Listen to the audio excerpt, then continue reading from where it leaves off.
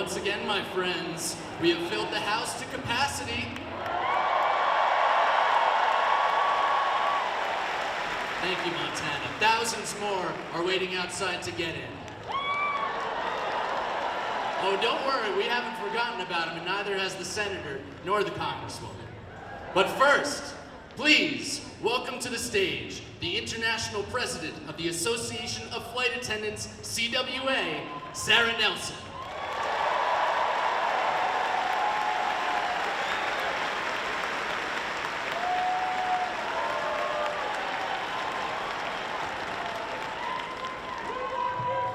Good afternoon, Missoula! My name is Sarah Nelson. I'm the president of the Association of Flight Attendants, CWA. We are 55,000 strong at 20 airlines.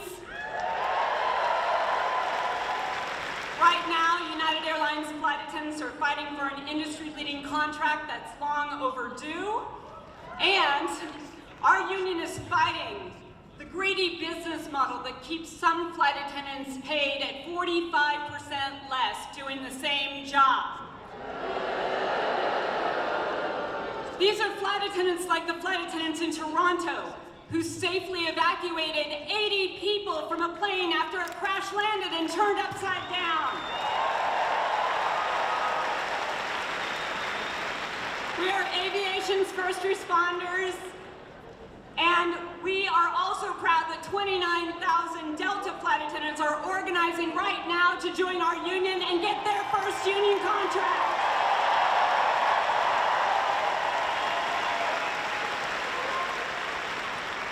Our fight is the same fight as the entire working class.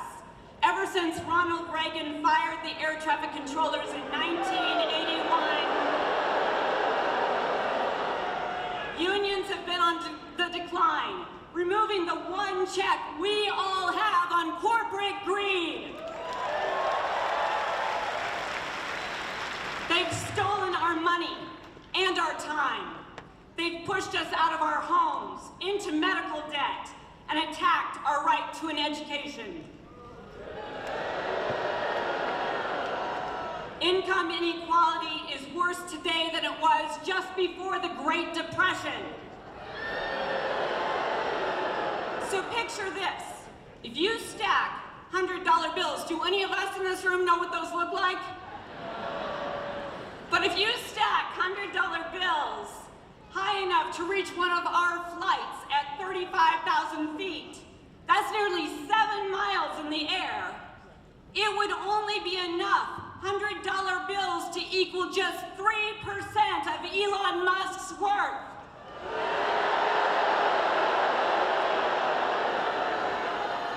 That's after he took the hit from the takedown Tesla actions, I should say.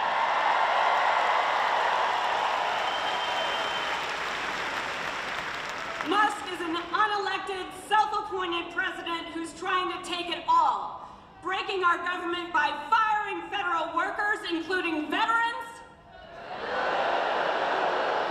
canceling union contracts for almost 1 million workers, dismantling our public post office that's older than our Constitution and runs on not a single tax dollar and provides critical connectivity for our rural areas, delivery of medicine to our seniors, and equality in price for all Americans.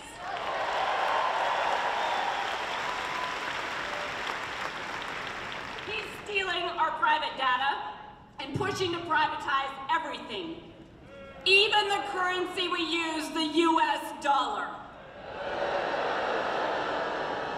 It appears he answers to no one, but that's not true. He answers to the workers at X, Tesla, and SpaceX when they form their union.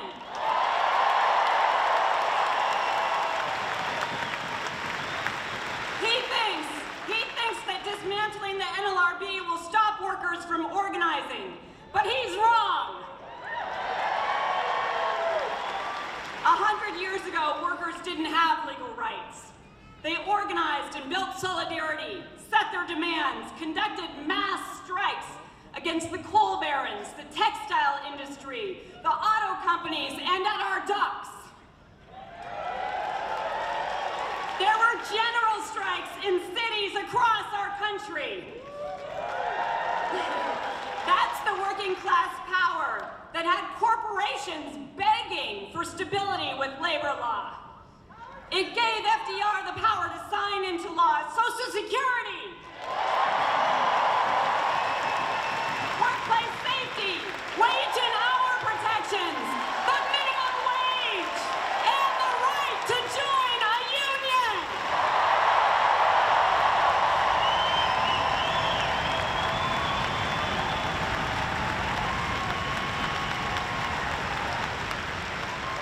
So take this in.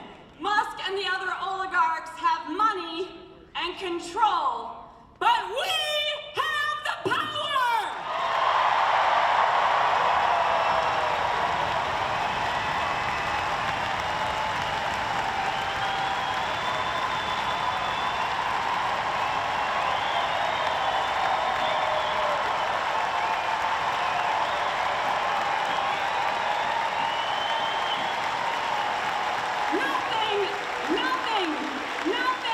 Nothing can move without our labor. And it's time to exercise our power in a united working class.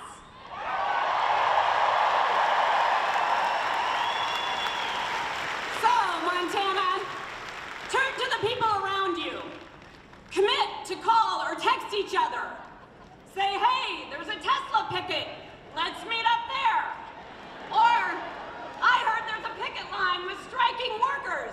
Let's both grab some friends and meet up there.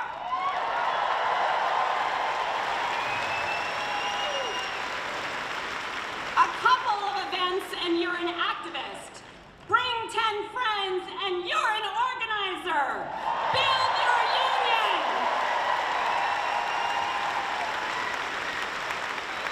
You don't need certification or a union card to be a union. Solidarity is a force stronger than gravity. It lifts us up, and we need to get ready for a general strike.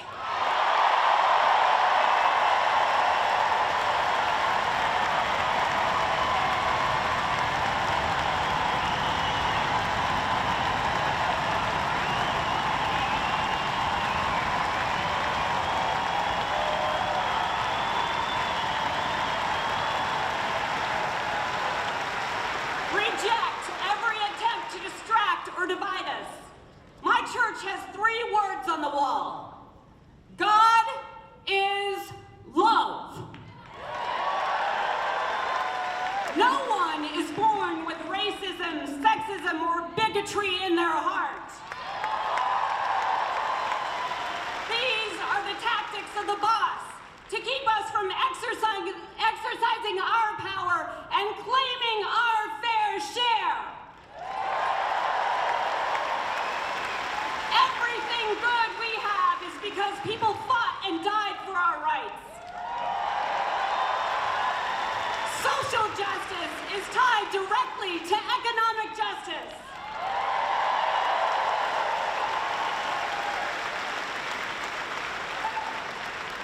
On Dr. King's last night alive in Memphis, he told the crowd of striking sanitation workers that he had been to the mountaintop. He had seen the promised land. He said, I may not get there with you, but we as a people will get there.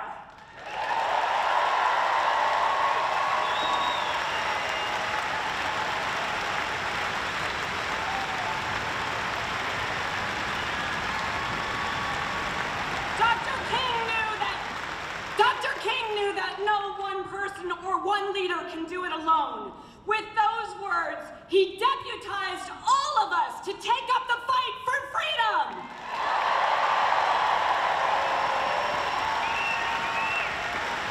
And now it's up to us, Montana. It's our time to fight with nonviolent action. It's our time to strike. It's our time to build our union for a good job with a living wage. A decent home.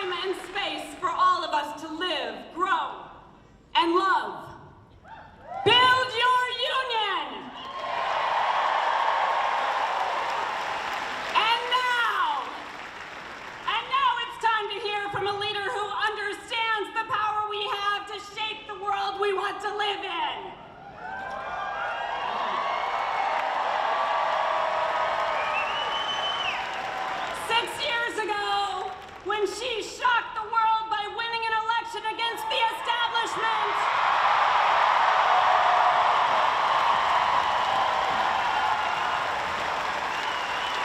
One of the first things she did was ask for a meeting with us.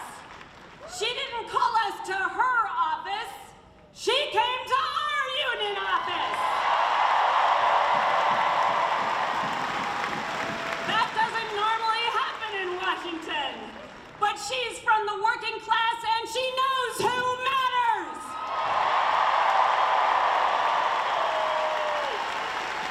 She's walked more picket lines in the last 6 years than most Congress members walk in a lifetime.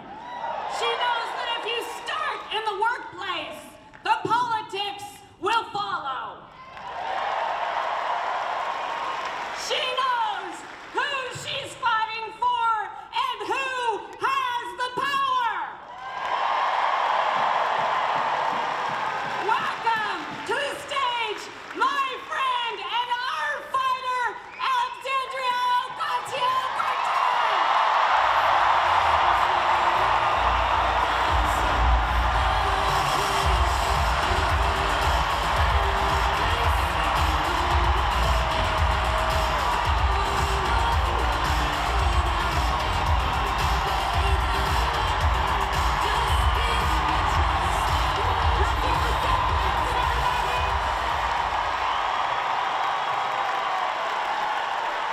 How are we doing, Missoula?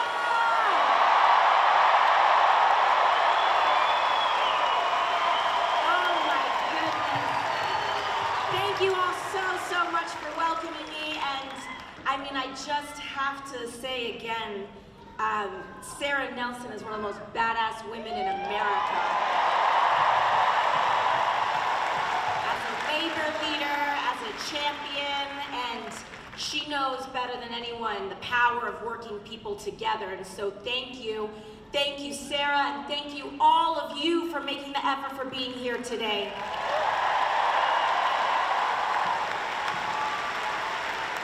We are at capacity here. 7,500, 7,600 here in this arena right now. Another 1,500 people outside at least.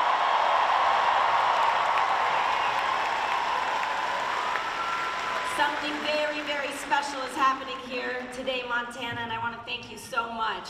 Thank you. My name is Alexandria.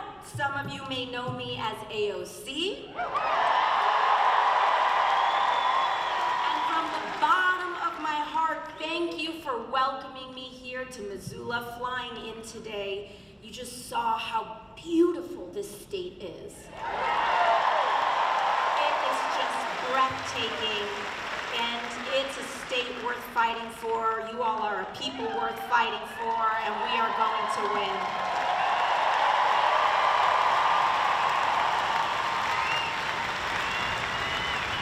We are all here together because we share in the frustration and heartache that comes from watching those in power actively tear down or refuse to fight for everyday working Americans like us. And we are here together because an extreme concentration of power, greed, and corruption is taking over this country like never before. Oligarchy. And we must acknowledge the terrifying moment that we are in right now, and that what we are hearing and seeing with our own eyes is, in fact, happening. We are watching as our neighbors, students, and friends are being fired, targeted, and disappeared. It is real. People we love are being targeted and harassed for being LGBTQ. Our co-workers, US citizens and immigrants alike, are being disappeared off the street by men in vans with no uniform. Educators are being fired for teaching American history accurately, and activists are being detained with no charge or evidence for using their First Amendment rights, especially if they are using those First Amendment rights to speak up for Palestinians and to end the war in Gaza.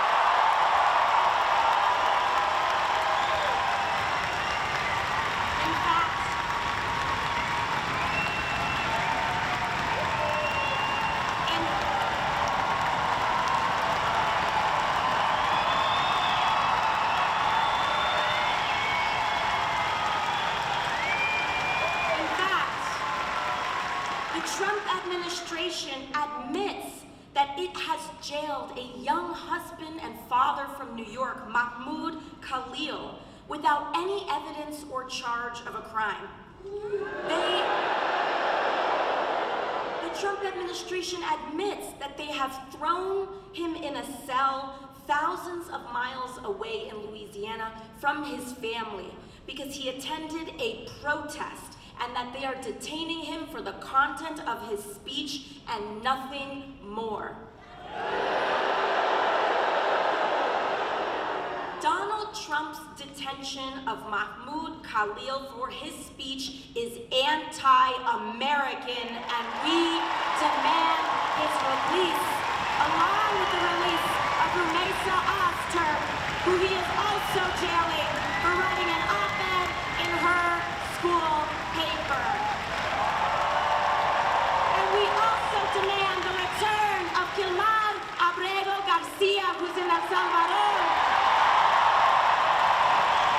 This is America. We demand our rights, we demand our freedoms, our due process, and we don't just point a finger and lock someone up without their day in court. Never. We demand this because we do have power in this moment. All of us do. Everyday people do. And Missoula, it will never be just our institutions or officials or politicians alone that uphold our democracy. It will always be the people, the masses, who refuse to comply with authoritarian regimes, who are last and strongest defense of our country and our freedoms.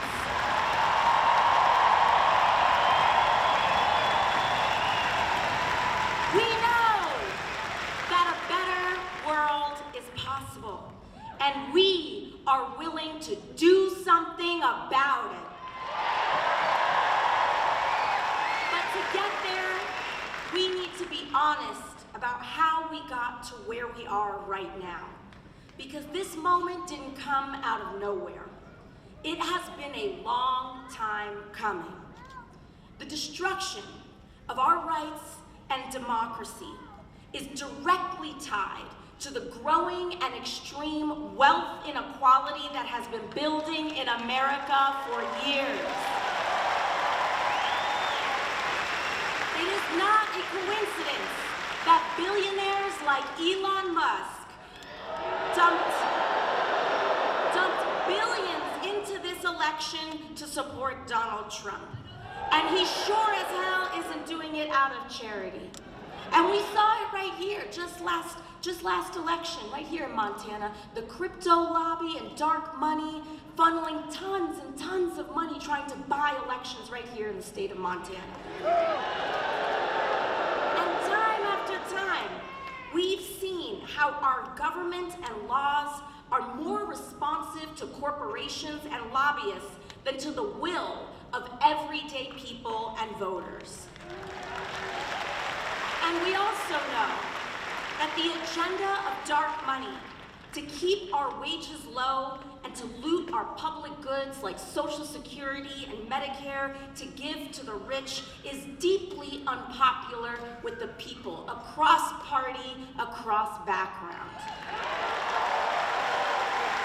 But just look at what Republicans have been quietly doing in Congress, voting to advance cuts on hundreds of billions of dollars for Medicaid and veterans benefits so that they can take that money and give it to their donors in the form of tax cuts and sweetheart government contracts to companies like SpaceX. And you know who from Montana voted for that, by the way? Both of your senators, Steve Daines and Tim Schneider, and your House members, Ryan Zinke and Troy Downing. They know that that's not what you want. They know that it is deeply unpopular to chip away at some of the only social safety nets that people have. They know it hurts you. And they know, but they are not there to serve working families in Montana. They are there to serve themselves and the billionaires who pay them. But they know that the only chance that they have to get away with such a deeply unpopular agenda is to try to stoke deep divisions along race, identity, and culture to keep us fighting and distracted. And this has been the big money playbook, not just now, but for decades. And that is why Donald Trump is not an aberration.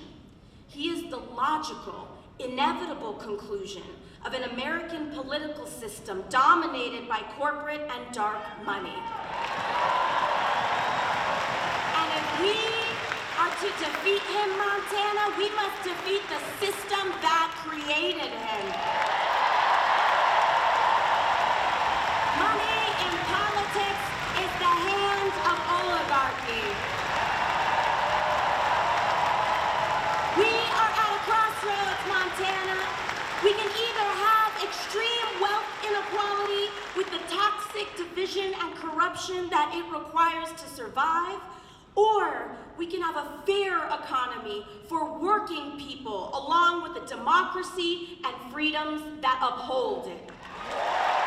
Oligarchy or democracy, but we cannot have both. I grew up in a working class family. My mom cleaned houses, and my dad worked on a small business. My parents worked themselves to the bone so that my brother and I could have a shot at the American dream. And for a moment there, it looked like we were going to make it. We had a home. Bills were getting a little less stressful to pay, and I was doing well in public school. And what may have looked like a modest life to others was a dream come true for us.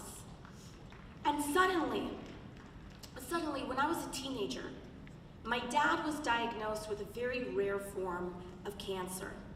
And after a long fight, we lost him. And my dad actually passed away in September of 2008, just as the economy crashed in the Great Recession and millions of jobs across the country vanished. It felt like the little world of our family was falling apart just as the larger world was falling apart too. And overnight, my mom was left alone to figure out how to provide and put 2 kids through school, keep our house, pay off medical bills, all on a house cleaner's salary. And that, Montana, is how I became a waitress to help my family make ends meet. Because it was millions of us.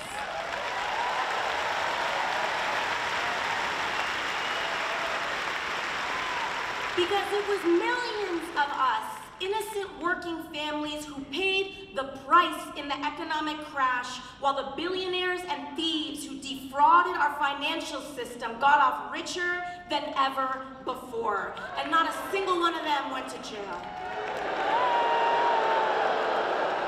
That is the story that Republicans mock, not mine, but all of ours, when they say that a waitress or a working person is unqualified to serve in Congress.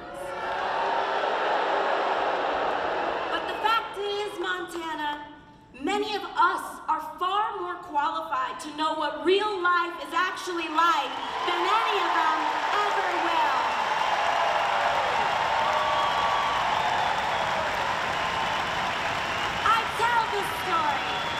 Not because it is special, but because of how common and disturbingly normal it all is. While the details may differ, so many of us know what it feels like for life to be one bad day, one piece of bad news, one major setback from everything falling apart. And I'm here to tell you today, Montana, that we don't have to live like this anymore. We can make a new world, Montana, a better country where we fight for the dignity of all people. And it looks like living wages, Missoula. It looks like stable housing, Montana. It looks like guaranteed health care for all people, America. And it looks like respect for all our differences, no matter who we are or where we come from.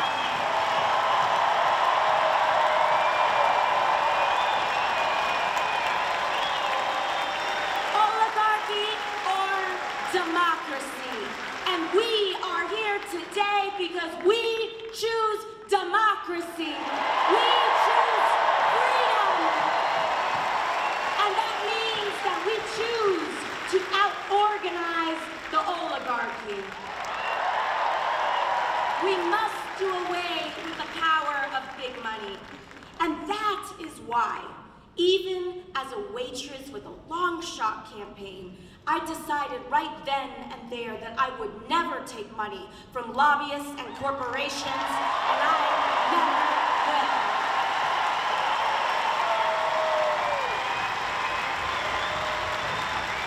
You know, when I first got to Congress, I was genuinely shocked by how the place worked. Even having run against dark money in the first place.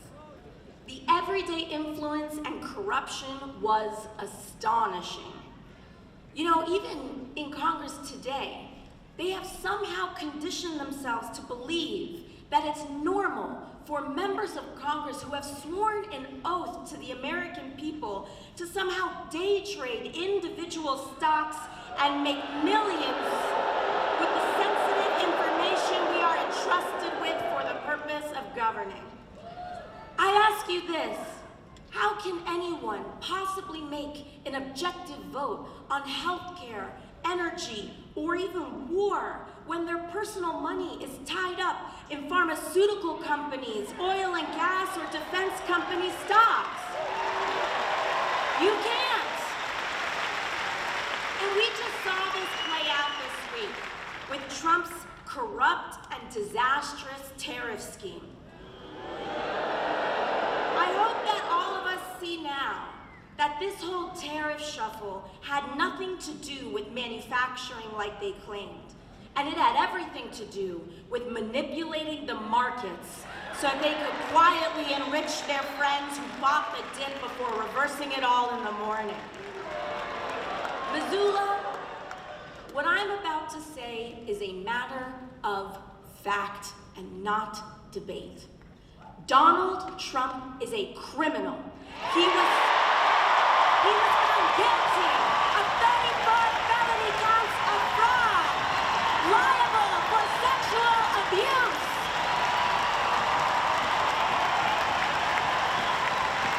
Of course he is lying and manipulating the stock market too. And I tell you, Donald Trump, when you want to look for the rapists and criminals in this country, you can start by looking in the mirror.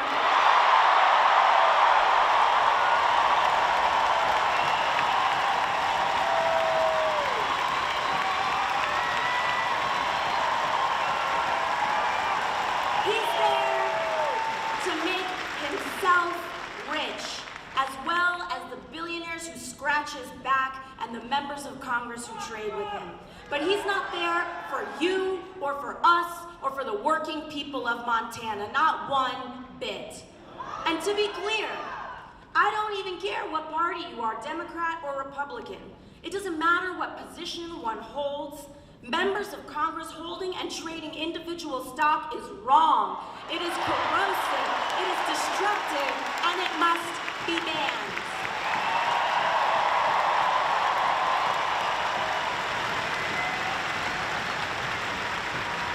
Now, earlier this year, I I had the privilege of being named to the Energy and Commerce Committee in the House of Representatives. Energy and Commerce Committee is one of the most powerful committees in all of Congress. It governs 2/3 of the American economy. Energy, healthcare, trade, manufacturing, communications, technology, you name it. And for years, lobbyists fought to keep me off of that committee because they don't like what they don't control. But an interesting thing happened the day that I was named on that committee. All of a sudden, the phones in my office were ringing off the hook, and our email inboxes were so full from hearing from every corporate lobbyist in all of Washington. Suddenly, they all wanted to be my best friend. But you know what, Missoula? Because of your support, because of you all showing up, because you allow me to not take a dime in corporate money, you free me to say no. You free me to fight for Medicare for all. You free me to fight for living wages. And we must free more as well, because not everyone is so lucky. I have seen firsthand how these groups bully and pressure members of Congress.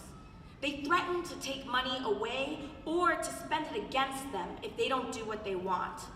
And what they want is for our lives to be as expensive as possible on the lowest possible wage. And it trickles down to how life feels for us as working people.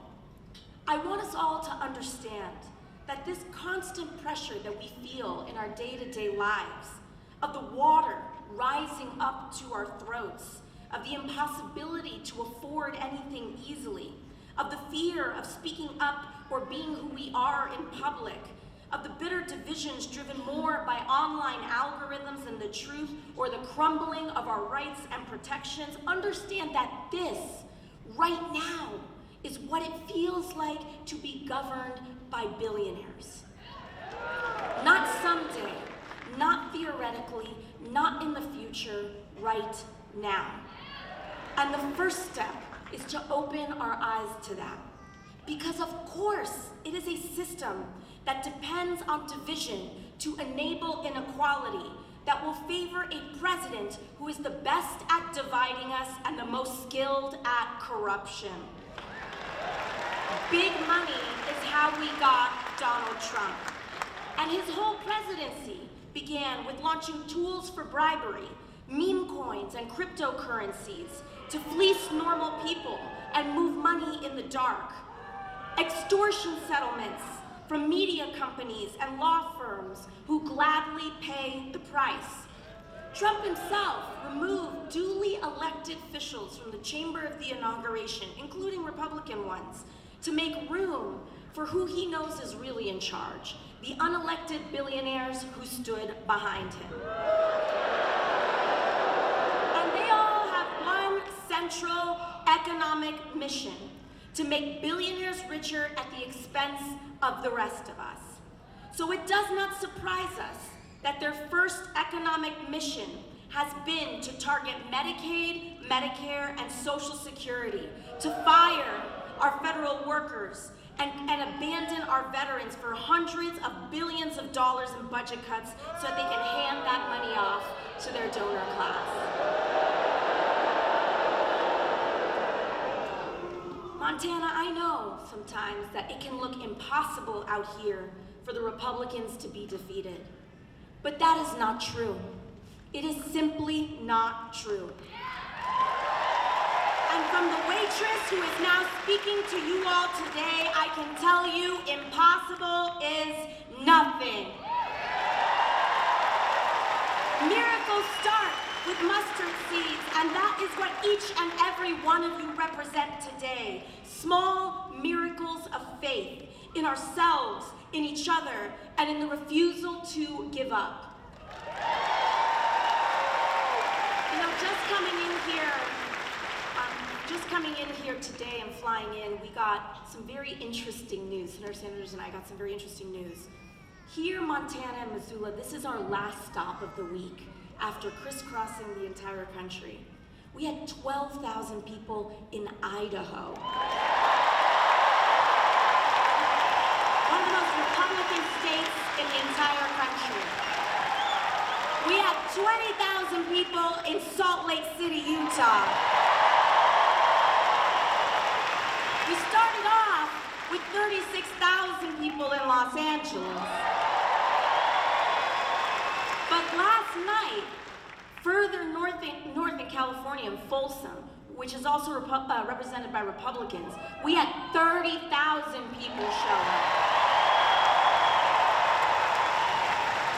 Prior to that, we had visited Colorado, we had visited Nevada, we visited Arizona. And on the way here, we got a very interesting piece of news, which is that some of those Republican House members that we had visited, they just led a letter warning the Republican leadership, saying, we don't know if we can vote for Medicaid cuts now.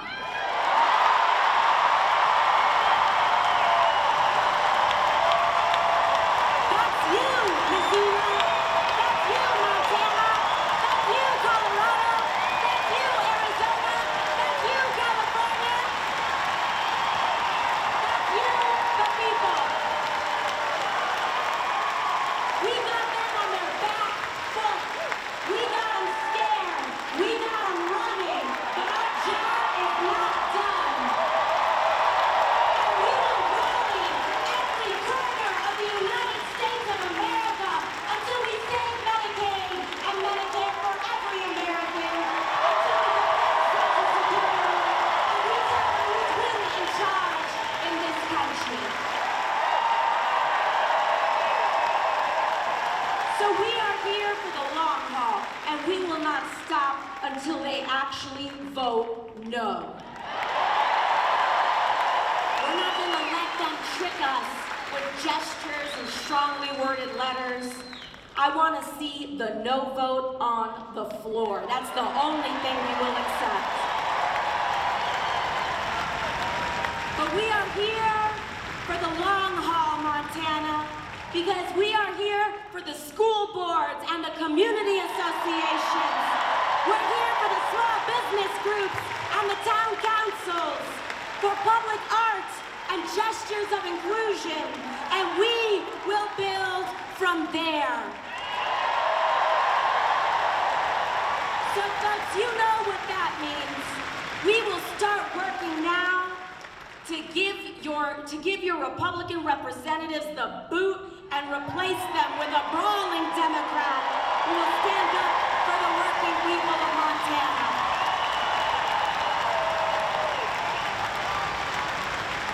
And beyond elections, our task is to build community, block associations, volunteer groups, advocacy organizations, PTAs, because community is the most powerful building block we have to defeat authoritarianism and root out corruption.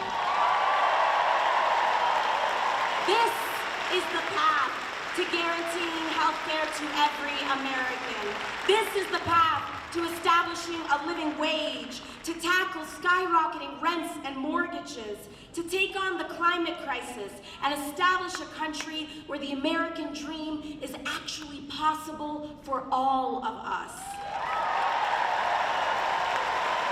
So I'll end where I began. We might all come from different places, but we share so many of the same experiences. Power to the people. So to all of you who came here today unsure of whether or not this is where you belong, I want to say that you do.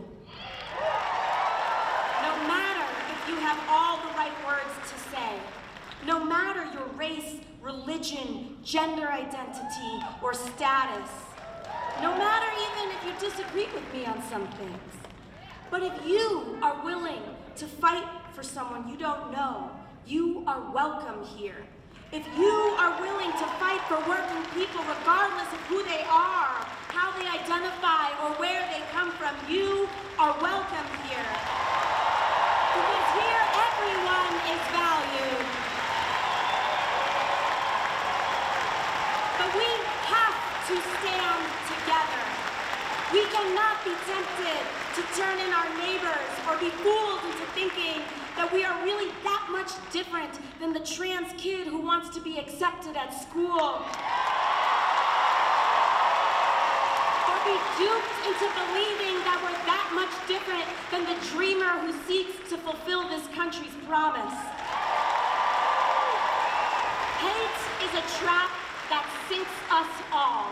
And I know that you know that, Missoula, because you've sent an amazing state representative in Zoe Zephyr to the state.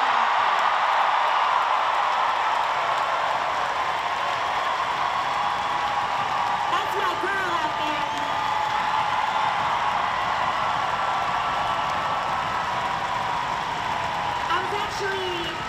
I was actually texting with Zoe this week. She was going to be here today, but she's at the Capitol right now voting for you all.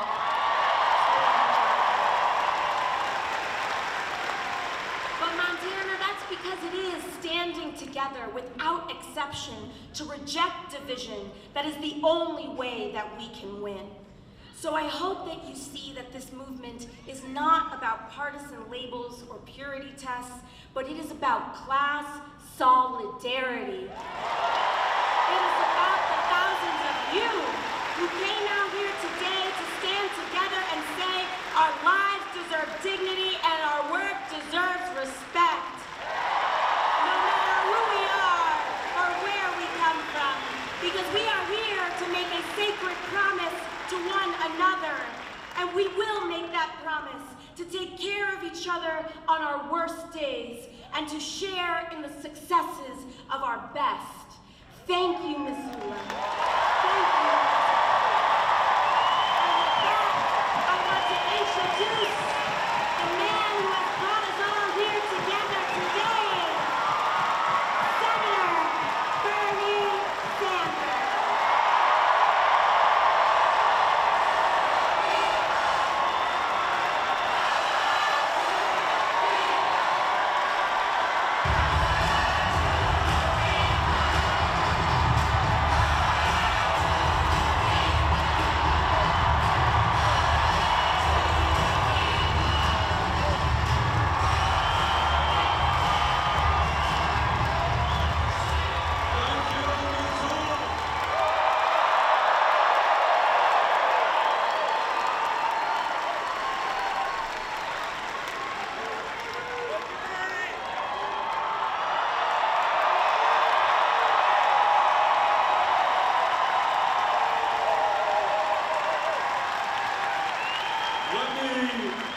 Begin by sharing a very fond memory with you about Missoula.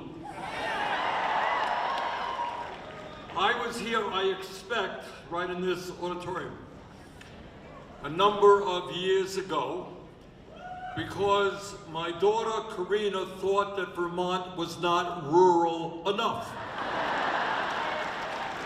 So she wanted to go to a real rural state, and she decided to come here to the University of Montana.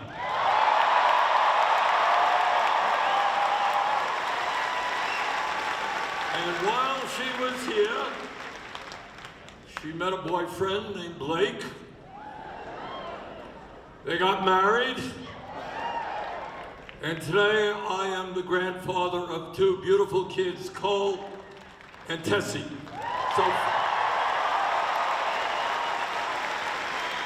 So thank you, University of Montana, for bringing them together.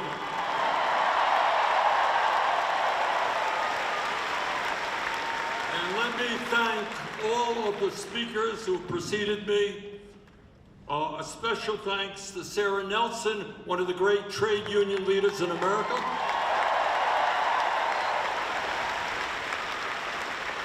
And a very, very special thanks to Alexandria Ocasio-Cortez,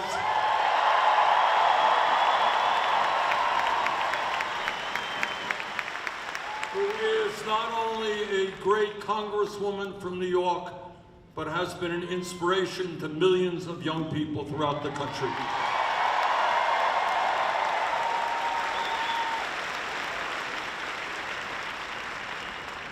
I want to say a word about Alexandria, which has less to do with her than to do with you. And that is that I think 6 years ago or so, Alexandria was a waitress in New York City. That's what she did. She was a waitress.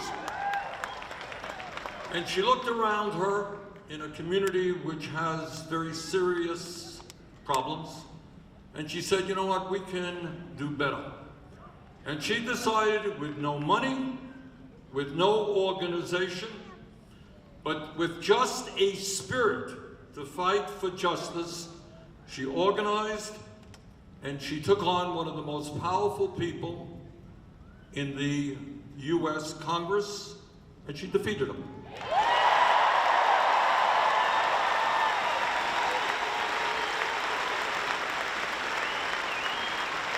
Now, why I say this is not just about Alexandria, it is about you, because I suspect that in this room of 7,000 or 8,000 people and a couple of thousand people outside who couldn't get in, we have a lot of Alexandrias and Josephs and Harrys and Marys. And what we are asking you today is to understand that coming to this rally is just the first step in moving forward to transforming this country.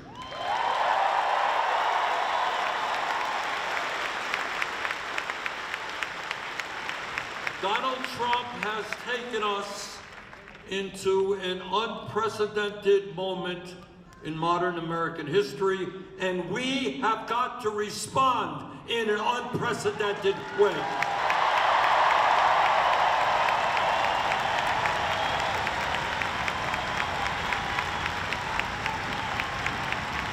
And that means you can't look around and say, well, Alexandria's going to do it, Bernie's going to do it, somebody else is going to do it. Ain't going to happen. You are going to have to do it.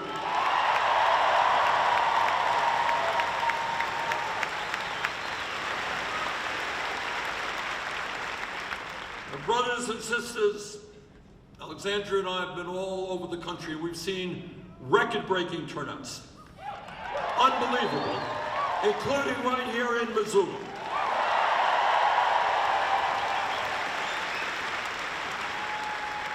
And I believe that people, and it's not just Democrats, and it's not just independents, you got Republicans coming out as well.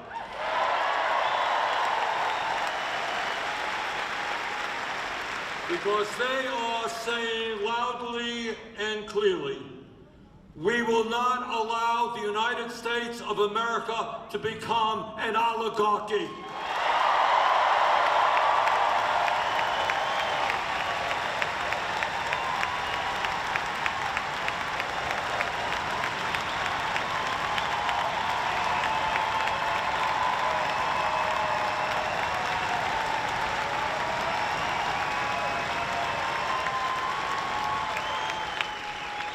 In America today, one person, I want you to hear this clearly, one person, you may have heard of him, his name is Elon Musk.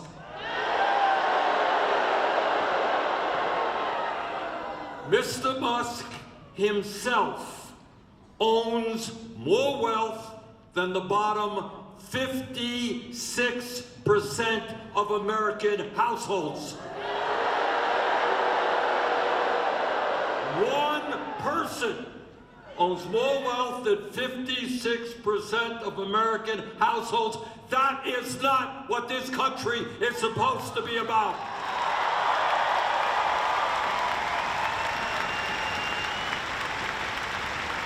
But it is not just oligarchy. The American people, conservative, progressive, moderate, are standing up loud and clear and telling Trump, you will not create an authoritarian society. We're a democracy.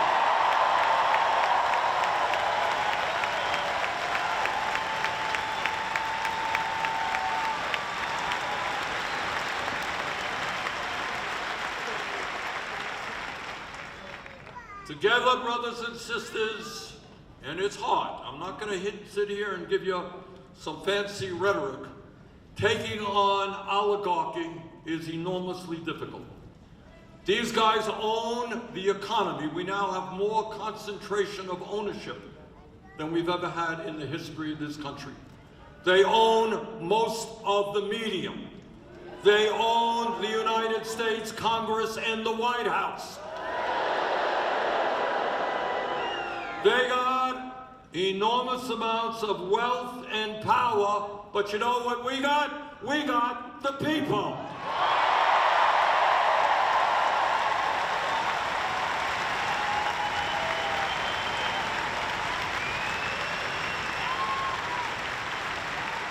And the last that I have heard is that 99% is a hell of a bigger number than 1%.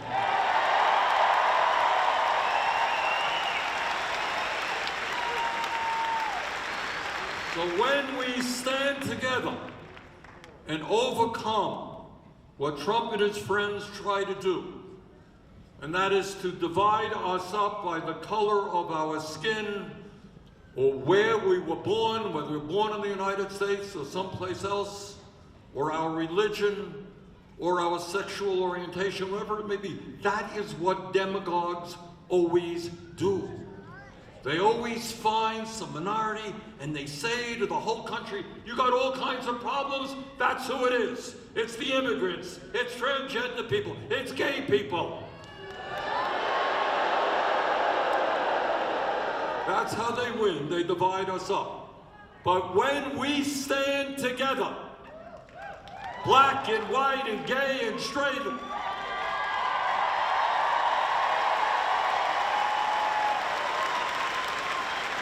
there is nothing that can stop us.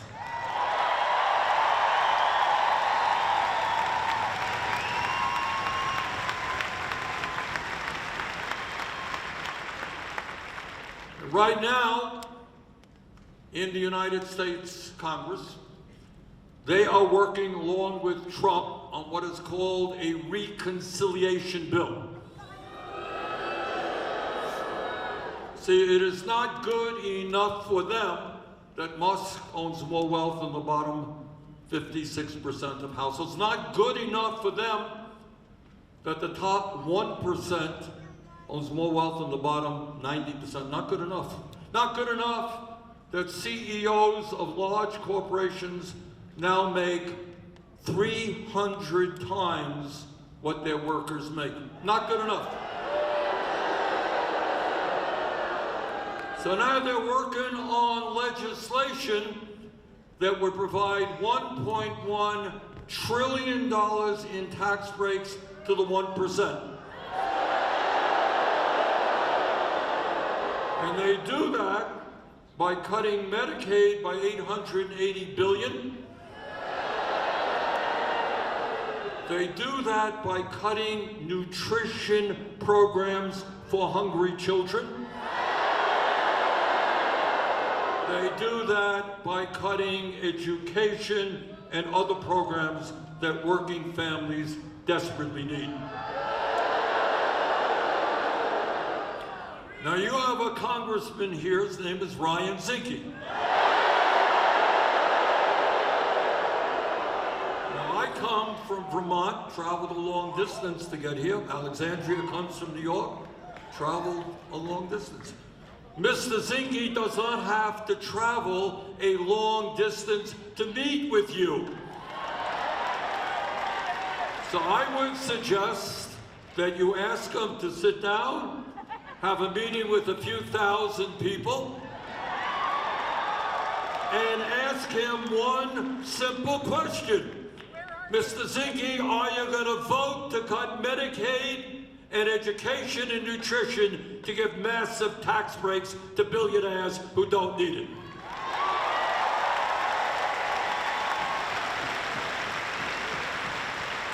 So, Mr. Zinke, have the courtesy to do what we do in a democracy. Sit down and have a little chat with your constituents.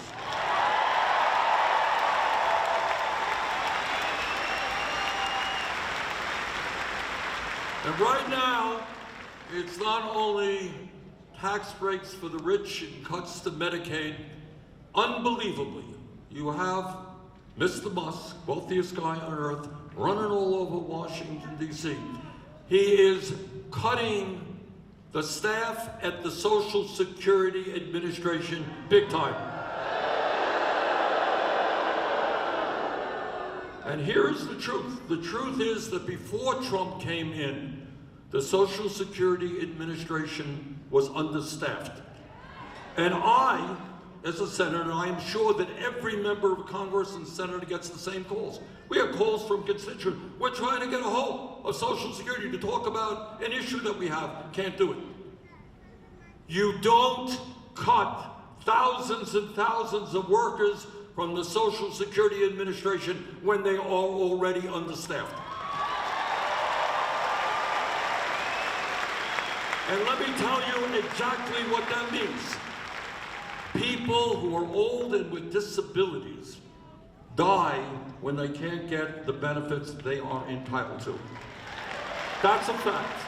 They have done it in the past, and you cut the Social Security Administration, you're going to see thousands of people dying who should not be dying. That is outrageous.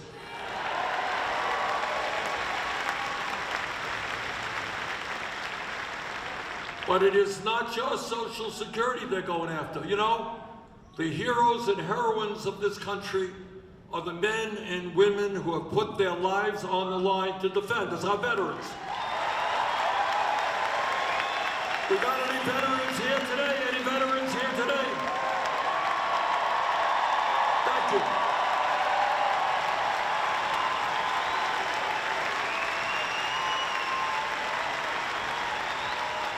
And at a time when the VA, Veterans Administration, is understaffed, we don't have enough doctors or nurses, mental health counselors at the VA. Musk and his friends have the brilliant idea of firing 83,000 employees at the VA.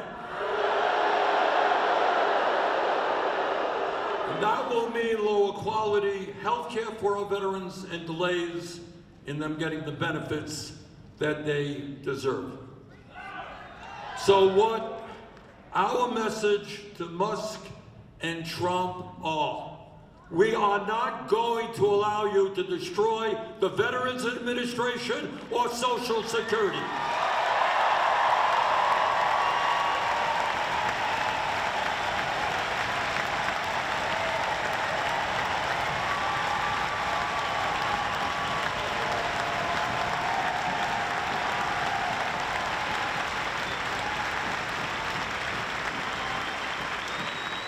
Now, when we talk about the kinds of changes we need in America, it's important to understand that the oligarchs do not only have enormous economic power, they do, but they also have incredible and unprecedented political power.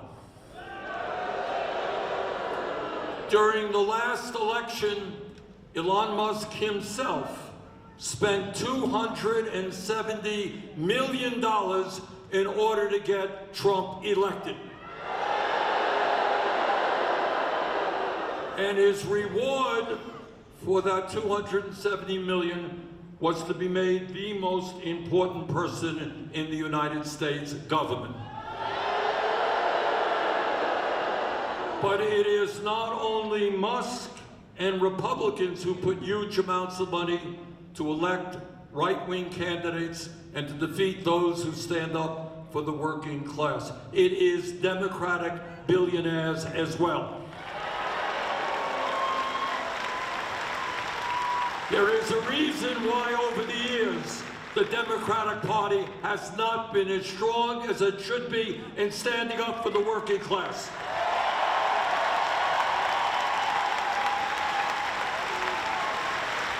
And that is the power of big money in the Democratic Party. So I believe honestly that I speak for conservatives, moderates, and progressives, for the overwhelming majority of the American people who understand that there is something fundamentally wrong in our campaign finance system when billionaires can buy elections.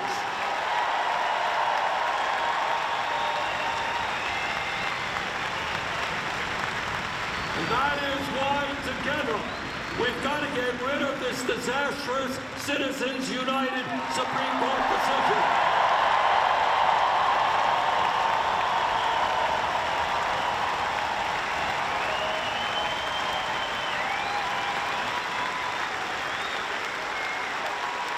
And why we have to move to public funding of elections.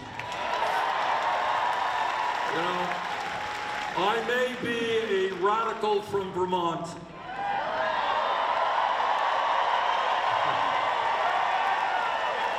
And maybe I'm old-fashioned, but I believe that democracy is one person, one vote, not billionaires buying elections.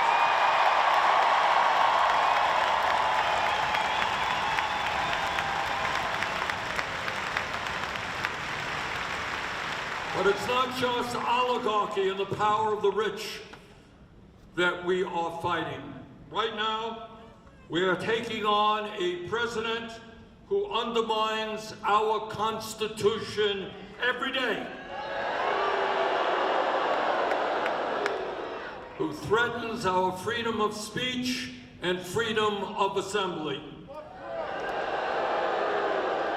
We're taking on a president whose agents are riding around in unmarked cars, grabbing people off of the streets, putting them in vans, and taking them to detention centers in this country and abroad.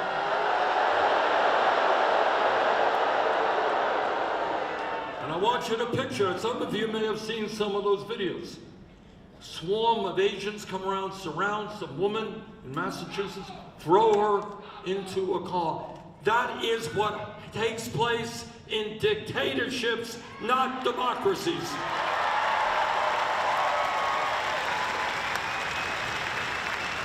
And as some of you know, by a 9-0 vote, the United States Supreme Court told Trump to bring back that gentleman from El Salvador.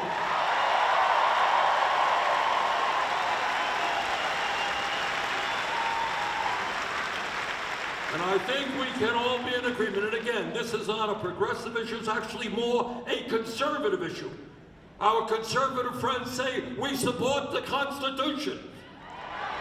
Well, if you support the Constitution, you don't throw people into detention centers in El Salvador.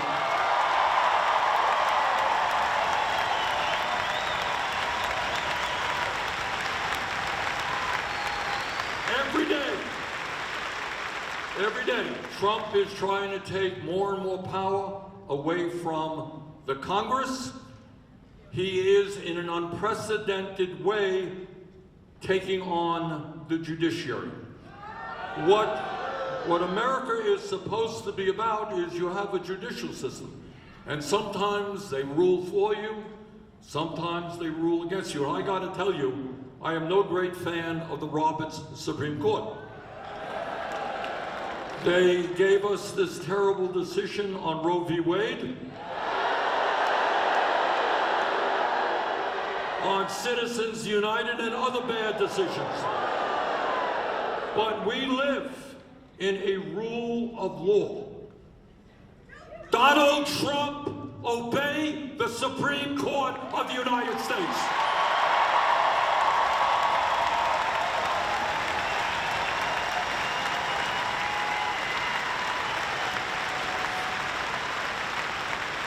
But he is not just trying to usurp power from the Congress and the judiciary. Apparently, Mr. Trump is unfamiliar with the First Amendment to the Constitution, freedom of speech. And in recent months, the President of the United States has sued ABC, CBS, Meta, the Des Moines Register. His FCC is now investigating NPR and PBS. And the other day he said CBS should lose its license. And what terrible crime did CBS commit? They criticized policies of the President of the United States. How terrible for the President to be criticized. So, Mr. President, you're living in a democracy whether you like it or not.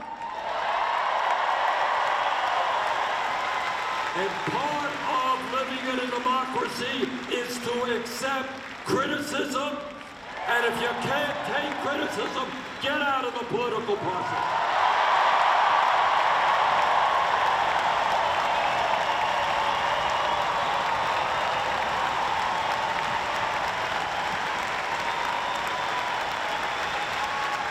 You know, it's really rather amazing suing media who write stories that you don't like. This is a guy who all of you know over the years has been vulgar in his attacks against his opponents. He can dish it out, make terrible comments about anybody and everybody. CBS writes a story that's critical of him. Oh my God, they're gonna lose their license. But it's not only the media, unbelievably. He is going after major law firms who have represented clients opposed to his policies. And I say to those cowardly law firms, these are multi-billion-dollar law firms who make huge sums of money every year by doing business in Washington representing corporate interests. The function of a law firm is to protect the rule of law, not cave in to authoritarianism.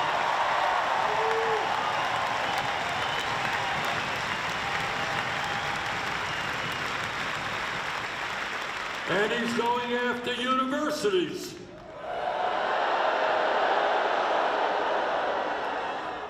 These so-called conservatives who believe in local control now want to tell universities and schools what they can and cannot do. And I want to thank Harvard University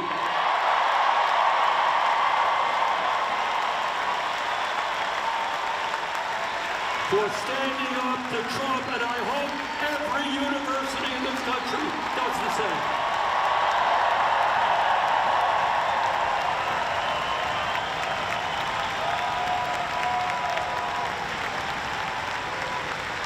The function of a university, and it is an enormously important effort, is the pursuit of truth, no matter where that truth takes you. That's what it is. Vigorous debate on the University of Montana and every other university. The function of a university is not to collapse in the face of authoritarianism. So universities stand tall.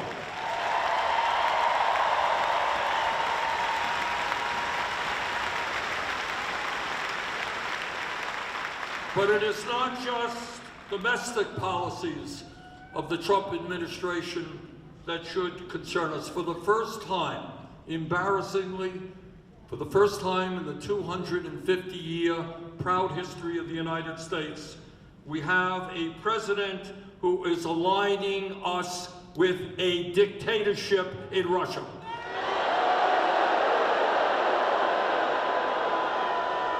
No, Mr. President, Ukraine did not start that terrible war. Russia did.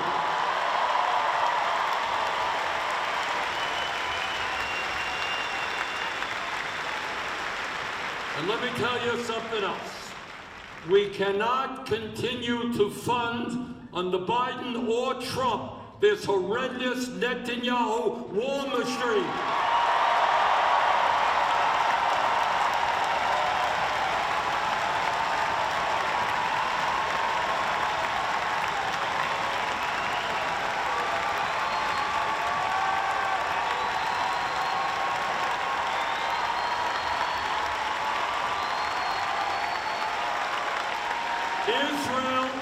Israel, like the United States and every other country, has the right to defend itself against terrorism.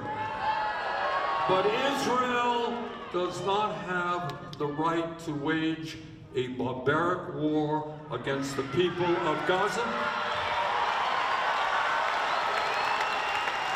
kill over 50,000, wound 110,000, and destroy the entire infrastructure of Gaza. And let me tell you something that is even worse and almost unimaginable. And at the beginning, I almost thought it was a stupid joke, bad joke. And that is, right now, Trump is talking about forcibly expelling the suffering people of Gaza and creating a Riviera for the billionaire class in Gaza.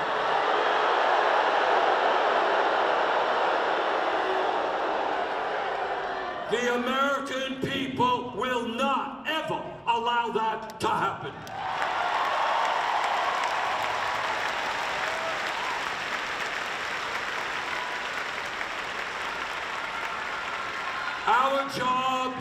Our job right now in this pivotal moment in American history is to take on Trump every single day.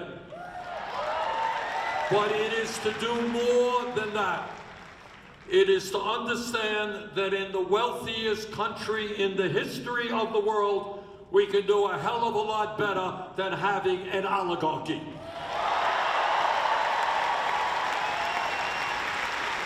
While the richest people in America are becoming much richer, 800,000 Americans are sleeping out on the street. We have the highest rate of childhood poverty of almost any nation on earth, and 22% of our seniors are trying to survive on $15,000 a year or less. Brothers and sisters, the media doesn't talk about it much, and you don't hear much about it in Congress. 60% of our people in America today are living paycheck to paycheck. You all know what paycheck to paycheck life is about? I grew up in a family that lived paycheck to paycheck. I know a little bit about what that is like. And what it means is that every day, moms get up and say, how can I afford to provide decent quality food for my kids? What happens if my dad becomes ill? How can I afford to buy the prescription drugs that he needs? What happens if my landlord raises my rent and I can't afford to pay it? What happens if my car breaks down and the mechanic says I got a $1,000 bill? I don't have $1,000. How am I going to get to work? What happens if I can't get to work? I'm going to lose my job. I lose my job. How do I feed my family? Millions and millions of working class people, low income people, are living under incredible stress. And you know what the impact of that stress is? They are dying in significantly younger ages than they should. Do you all know that? In America today, our life expectancy is 4 years lower than other wealthy countries. But if you are working class in America, you're going to die 7 years shorter than the rich. In the richest country in the history of the world, it is not too much to ask that all of our people have the right to a decent life and decent life expectancy.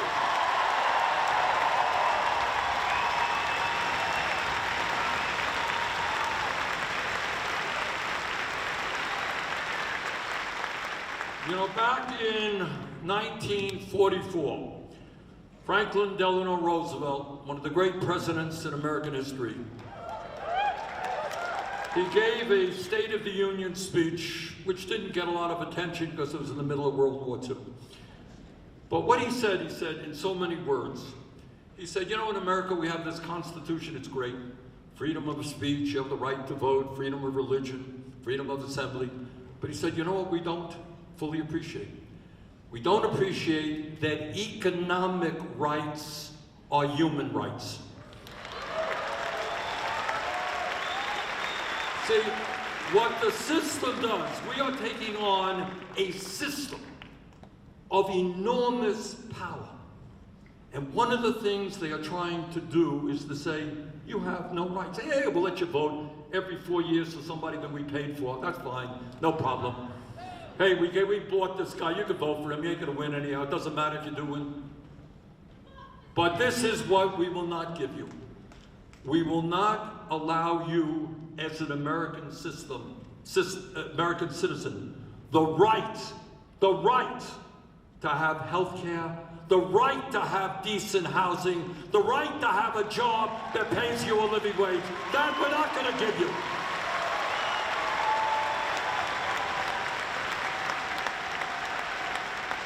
So brothers and sisters, our job is to really take that on in as bold a way as we can, and to stand up and say, you know what, we are human beings. Good, we want the right to vote, very important. Freedom of speech, very important.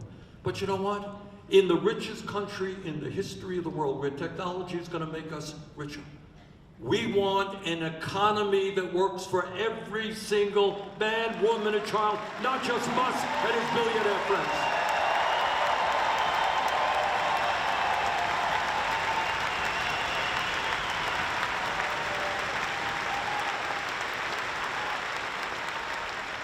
So what does it mean? It means that no, we are not going to cut Social Security. We are going to expand Social Security.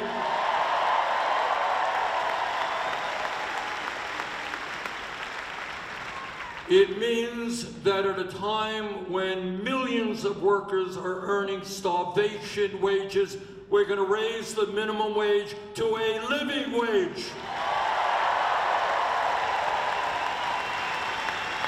No worker who works 40 hours a week should live in poverty. It means that no, we're not going to give Musk and his billionaire friends a tax break. We're going to demand they start paying their fair share of taxes.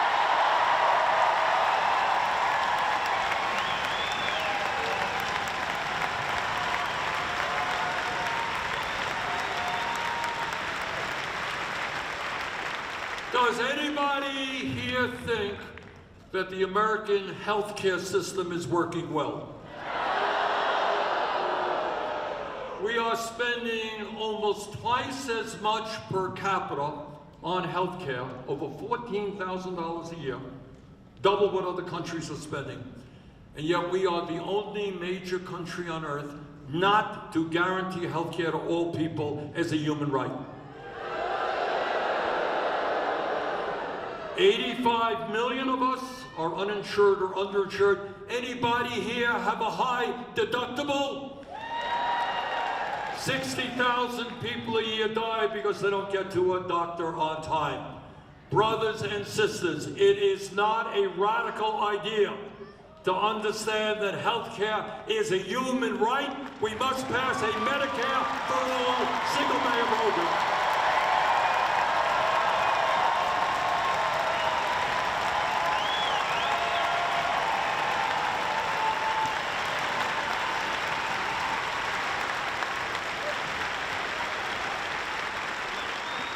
In Vermont and all over this country, we have a housing crisis, and it is not just 800,000 who are homeless. It is 20 million people who are spending half of their limited income on housing. Maybe, just maybe, instead of spending $1 trillion on the military-industrial complex, we build 5 million units of low-income and affordable housing.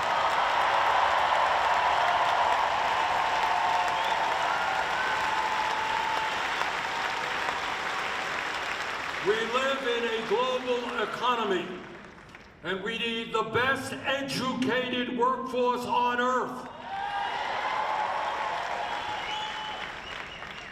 Young people who want to get a higher education, either in college or in trade school, should not have to go tens of thousands of dollars into debt.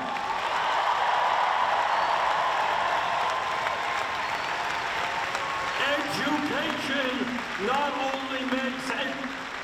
only makes important sense for our economy, education, growing intellectually, is something that every human being is entitled to. We must make public colleges and universities tuition-free and cancel all student debt.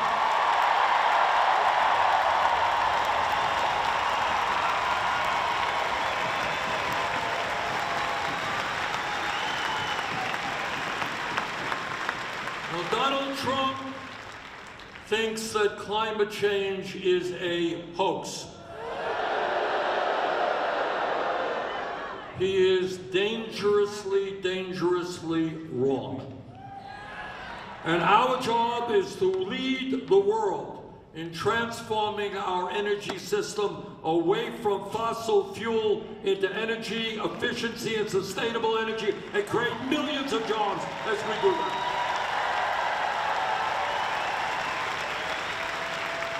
You know, a lot of my Republican friends, they talk about freedom and freedom and freedom. Well, if this is going to be a really free country, every woman in America has the right to control her own body.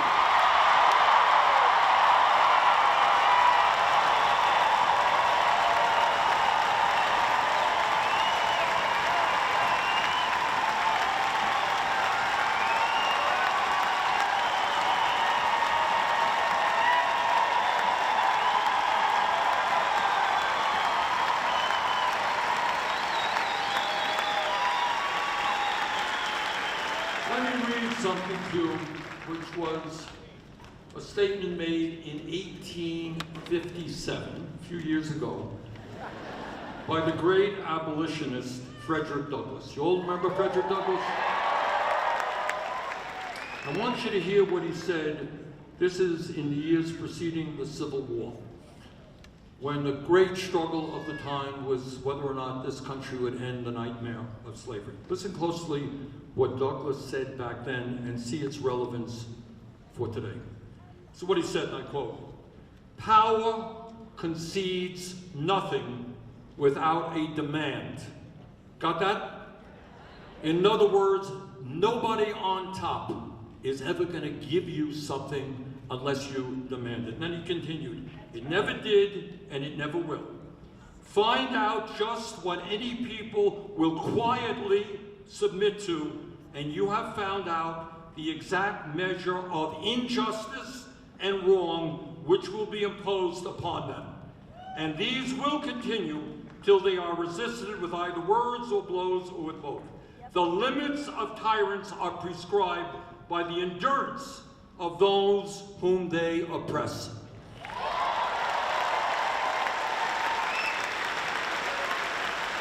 Brothers and sisters, we are tired of being oppressed.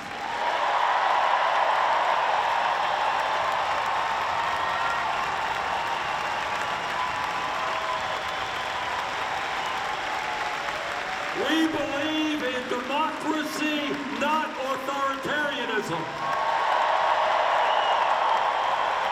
We believe in an economy that works for all, not just for Musk and his fellow billionaires.